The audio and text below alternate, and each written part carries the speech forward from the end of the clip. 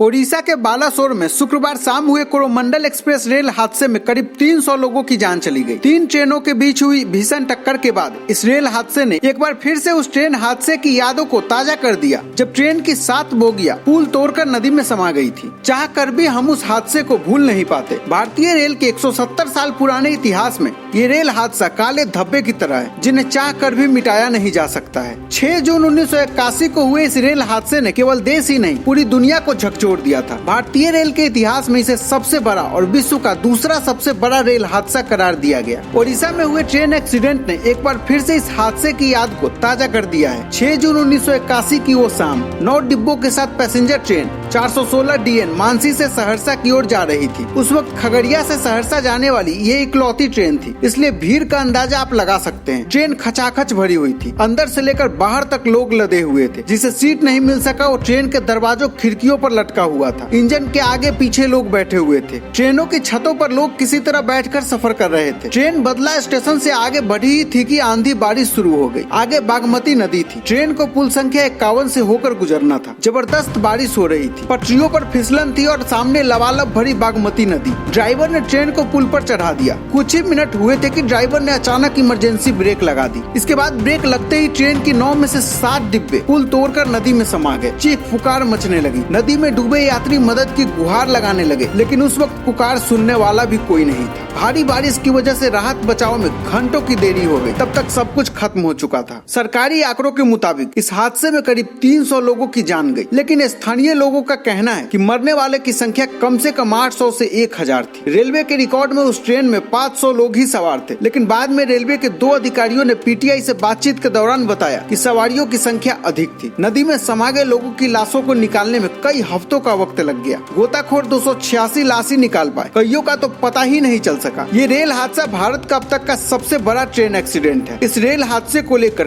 कई थ्योरी सामने आई। कुछ में कहा गया कि रेल ट्रैक पर गाय भैंस का झुंड आने की वजह से ड्राइवर को इमरजेंसी ब्रेक लगाना पड़ा, तो कुछ में कहा गया कि आंधी और बारिश की वजह से लोगों ने ट्रेन की सभी खिड़कियों को बंद कर दिया था, जिसके कारण तेज तूफान होने की वजह से पूरा दबाव ट्रेन पर पड़ा और बोगियां पुल तोड़कर नदी में जा गिरी। इस खबर में फिलहाल इतना ही। वीडियो अगर पसंद आया हो तो इसे अधिक से अधिक लाइक और शेयर करें।